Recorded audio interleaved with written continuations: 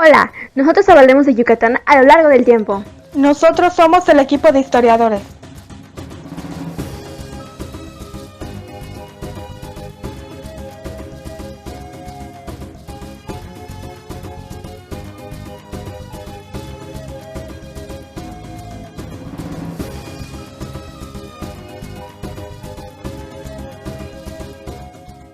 A continuación hablaremos de temas de real interés, junto con una atención de imágenes que presentan los temas con sus respectivas escrituras.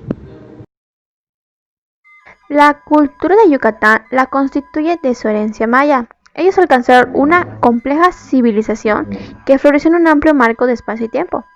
Aunque esto se enfoca en la historia prehispánica del estado de Yucatán, también hablaremos de acontecimientos y sitios del área maya en general. La cultura maya se desarrolló en un medio ambiente muy diverso, donde las condiciones de las fuentes de agua, calidad de suelo, flora, fauna, clima y altitud eran muy diversas. El área comprendía alrededor de muchos kilómetros cuadrados del actual estado de Yucatán, así como Belice, Guatemala y el oeste de Honduras y El Salvador. Esto se divide en tres sectores: la costa del Pacífico y la región del Piamonte, la región de tierras altas y la región de tierras bajas. Los mayas también tenían códices. Estos estaban escritos en tiras de papel elaboradas con la corteza de un árbol denominado en maya capop. También cuando los españoles llegaron a América, muchos mayas aprendieron a hablar el castellano y a escribir en caracteres latinos. Después de la llegada, los mayas escribieron un libro conocido como Popol Vuh, el libro sagrado de los mayas quinches, que relataba historias de remotos orígenes prehispánicos. El manuscrito original data del siglo XVIII. Ahora hablaremos de la religión maya. La religión maya es uno de los temas más atractivos para un gran número de investigadores. Ellos creían que los dioses a los cuales veneraban realmente importantes, y todos tenían un porqué. Ahora hablaremos brevemente de sus dioses y de lo que ellos hacían. Itzamna se le consideraba el dios supremo de todo. Se le mostraba como un hombre anciano, se le asociaba con el día y la noche. Se le contribuía la invención de la escritura y el nombre de los lugares. Otra diosa era Ixchel, diosa del arco iris, conocida como la más venerada en Cozumel.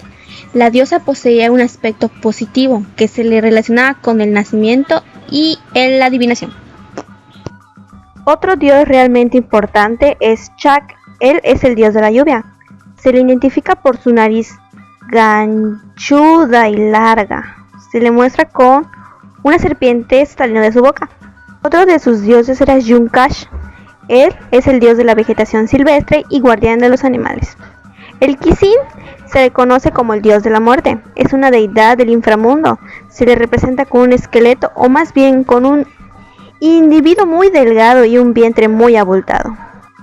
Ixcap, la diosa del suicidio, era una deidad femenina. Se le representaba con una cuerda alrededor del cuello, los ojos cerrados y un punto negro en la mejilla. Otro dios era Kukulcán, serpiente emplumada con vastos aspectos diurnos y nocturnos del planeta Venus. Akkim, dios del sol. Entre los mayas había un aspecto dual del sol. El anciano celeste asociado con Itzamna y llamado Kinichahao. Ahora les hablaré de sus ritos y sus costumbres. Tenían ritos, ofrendas y sacrificios. El ritual era parte importante de la religión maya. Las ofrendas y los sacrificios que se daban podían ser de tamal de pescado, carne de iguana y de pavo. Las ofrendas de bebida eran balché, el atole y el sacá. Ofrendas de copal o de joyas de conche y de jade o imágenes de barro. Entre las ofrendas más preciadas era la de sangre o de seres vivos. Otra cosa, los mayas tenían costumbres para modificar y embellecer el aspecto físico, y algunas de esas eran tan extrañas pero interesantes. La deformación craneal, esta es una costumbre que tenían los mayas para tomar un aspecto físico bello a su manera, porque tenían la creencia de que sus huesos aún tenían pequeña elasticidad. Empleaban tablillas que fijaban a la cabeza por medio de bandas, también por medio de una especie de cuna a las cuales se fijaban el cuerpo del bebé, y podría modificarse la cabeza del bebé para quedar más ancha o más larga. Una de las costumbres también era la mutilación dentaria. Consiste en embellecer los dientes mediante cortes o incrustaciones. Por medio del limado podría darse la pieza dental de forma aserrada o escalonada. La costumbre era muy extraña. Otra costumbre que tenían eran las funerarias. Las costumbres funerarias consisten en depositar el cadáver directamente al suelo para después cubrirlo con tierra. En algunos casos las metían dentro de vasijas de barro y las enterraban. Otra costumbre o tradición que mantenían a toda costa era el juego de pelota maya. El juego de pelota era un ritual sagrado. Como los mayas lo llamaban, era el Poc-ta-Poc. Fue un ritual cuya práctica se extendió a lo largo de 3000 años. Durante la dominación española, el fuego fue prohibido por el inquisidor Torquemada, aunque sin más, desaparecer del todo no fue así. Otro dato muy interesante es uno de los rasgos más significantes de la civilización maya fue la escritura. El desciframiento de la escritura fue algo realmente revelador como la fonética. Los jerogramas son signos que hemos visto de cómo transcriben palabras y signos fonéticos que ayudan a transcribir sílabas como son las inscripciones mayas. Nos han permitido conocer la historia de dinastías, reyes y reinas. Ahora bien, los escribas parecen haber pertenecido a un astro elevado dentro de la sociedad maya e inclusive a la familia real. Ciertas imágenes pintadas muestran cómo a estos artistas elegantes sentados formando parte de los cortes reales. El sistema de numeración maya era posicional y vigesimal. Los mayas empleaban 3 símbolos: el punto para recordar una unidad, la barra con un valor de 5 y el caracol para señalar o completar, que equivale a nuestro 0. Expansionismo europeo. Y bien, los europeos que alcanzaron el Extremo Oriente antes del siglo XVI pueden contarse con los dedos de una mano. La talasocracia china desapareció como por encanto a finales del primer cuarto del siglo XV. América existió solo para los americanos hasta el año 1492, y Oceanía continuó todavía por mucho tiempo como tierra desconocida. El continente se incorporó a la cartografía hasta bien entrado el siglo XVII. El mundo ampliado.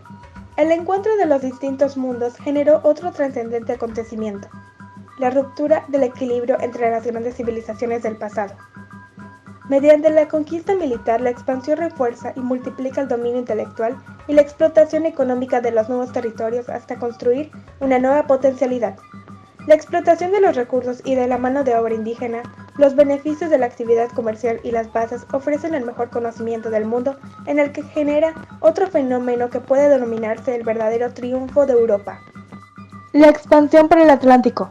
Ahora bien, los protagonistas de las expediciones atlánticas fueron en principio hombres procedentes del Mediterráneo. El desconocimiento de la navegación atlántica, el empleo de barcos inapropiados y el insuficiente apoyo de retaguardia que ofrecieron los organizadores privados se encuentran sin duda entre las causas del fracaso general de esas expediciones, pero sí ayudaron a familiarizar a los navegantes europeos con la geografía atlántica y a obtener noticias de los archipiélagos fronteros a las costas africanas. Las razones de la expansión exterior. Las necesidades alimenticias aumentan con el crecimiento de la población, así como por la difusión de nuevos y más refinados hábitos de consumo que se introducen por el Mediterráneo de la mano de los mercaderes venecianos especializados en la distribución de los nuevos productos procedentes de las regiones más alejadas de Asia. La posibilidad de la expansión exterior. Necesidad económica, exigencia geopolítica, vocación evangelizadora, afán de aventura, una combinación explosiva. La empresa de descubrimientos fue posible gracias a la capacidad financiera de los mercaderes, a la voluntad política de los estados y las invenciones técnicas al servicio de los expertos en navegación. El descubrimiento de América. Luego de la posibilidad de la expansión exterior, siguió el descubrimiento de América, que se produjo gracias a los acontecimientos que impulsaron el apoyo hacia los proyectos de navegación, como la conquista del Reino de Granada en 1492, con la rendición del rey Boabdil en la ciudad de Santa Fe. De esta forma se quedó libre el camino a Castilla, para adoptar una política agresiva que ataja los progresos obtenidos por Portugal en la conquista del Atlántico y en los mercados de la África negra. En estas circunstancias, aparece ante los reyes un piloto, y navegante desconocido que promete villas orientales a cambio de una hilota con la que viajar hacia occidente para llegar a Zipango y Catay. Descubrimiento de Yucatán. La expedición de conquista de Yucatán salió de Santiago de Cuba el 18 de febrero de 1519, mandada por Diego Velázquez. Hernán Cortés, que había vivido en la Española desde 1504, donde logró alguna fortuna con las encomiendas. El resto lo cubrió el adelantado. No obstante, receloso de Cortés, intentó evitar su marcha, pero Cortés, prevenido, partió. Ingresó en el territorio mexica, el capitán extremeño desembarcó en la isla de Cozumel, junto a Yucatán, donde un español prisionero de los habitantes de la zona durante años, y conocedor de la lengua y costumbres del país, Jerónimo de Aguilar, le sirvió de intérprete. Ahora bien, después del descubrimiento de Yucatán, dio a pie a una conquista que estaría dividido en 3 etapas, junto con su gran rebelión. La conquista de Yucatán. En 1527, el adelantado Montejo ya contaba con todos los permisos para emprender la conquista de Yucatán. Por lo tanto, partió de Puerto de Sanlúcar de Barrameda, con el mejor equipamiento que fue posible de adquirir con sus recursos. Su primera escala es el continente americano. Fue en la isla de Santo Domingo, donde incorporó más hombres y se abasteció de lo necesario para continuar la expedición. Primera etapa de la conquista de Yucatán, 1527 a 1529. El primer contacto con Yucatán volvió a ser la isla de Cozumel, entablado diversas alianzas con el cacique Naum Pat.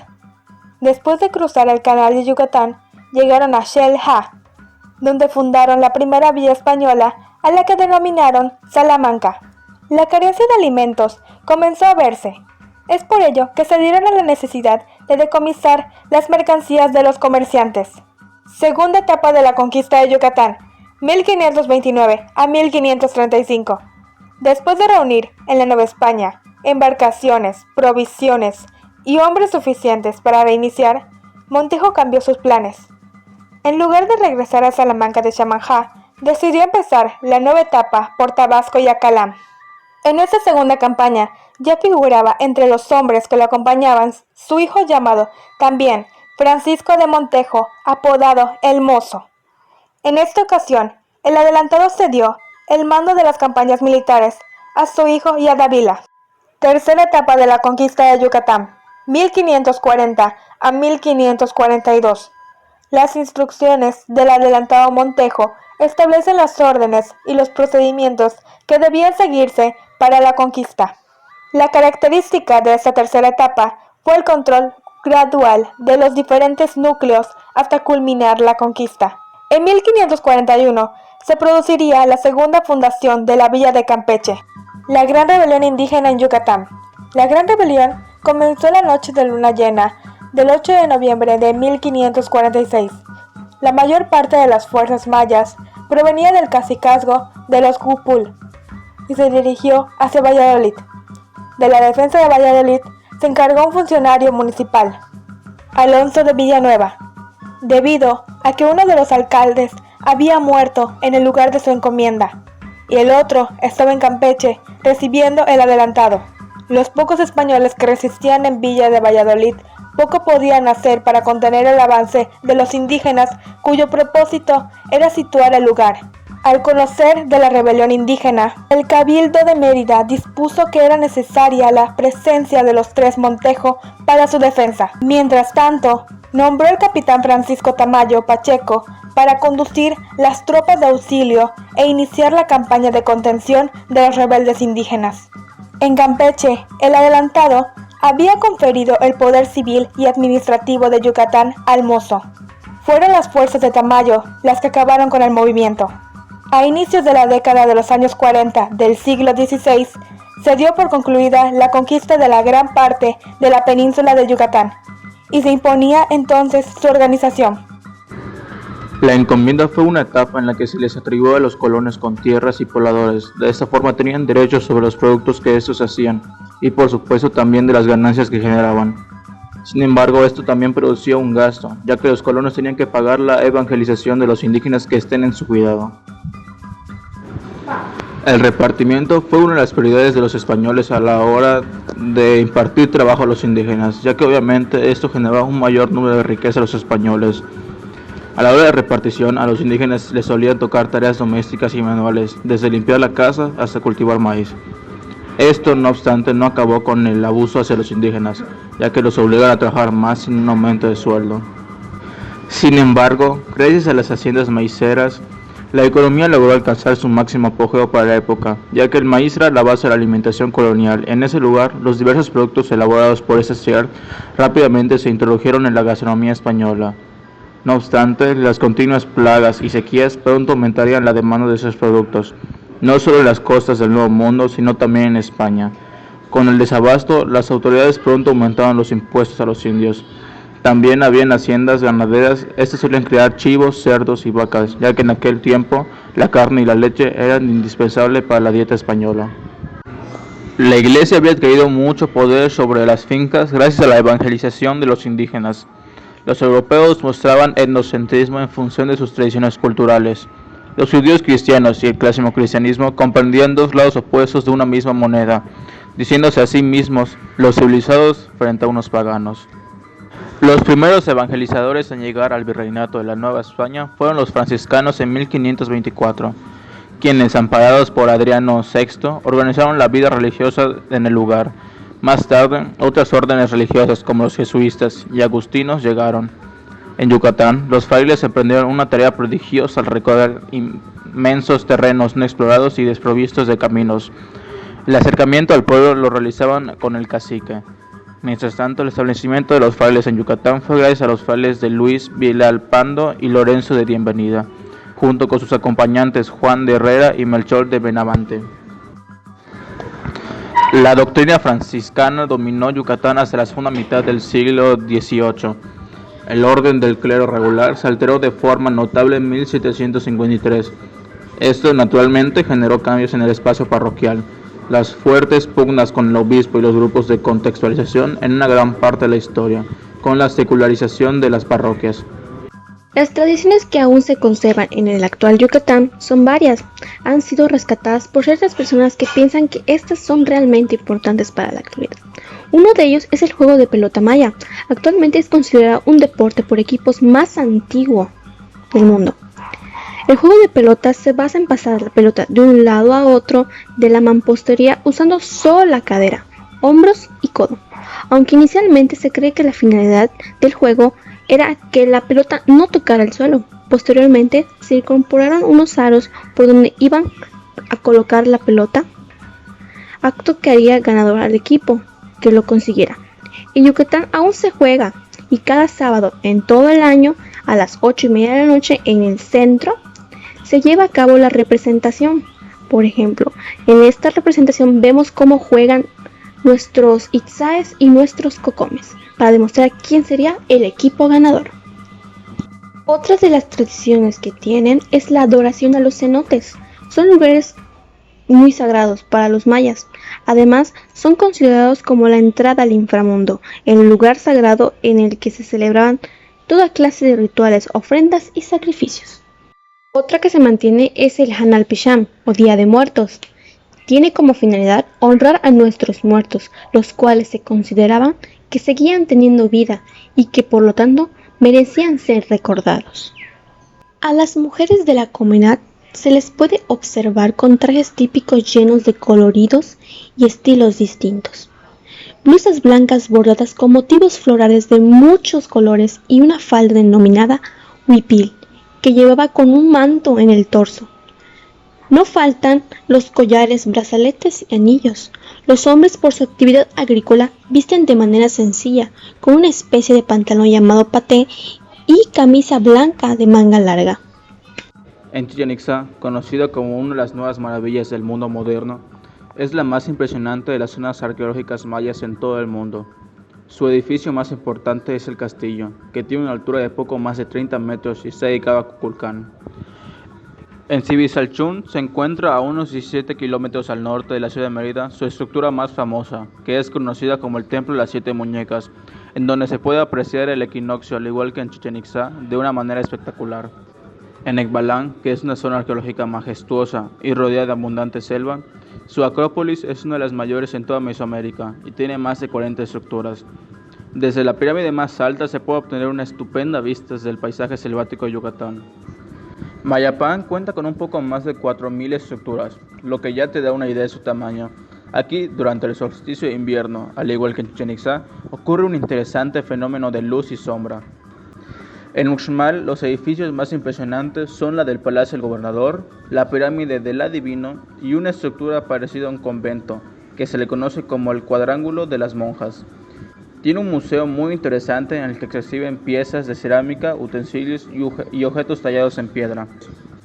La cocina maya resulta de la mezcla de chiles típicos como el ixcatic, chile güero de Yucatán y del ya mencionado achiote, que era usado como maquillaje. Además, el maíz era un importante ingrediente, al igual que la miel, el cacao, la carne de venado, iguana y tortuga.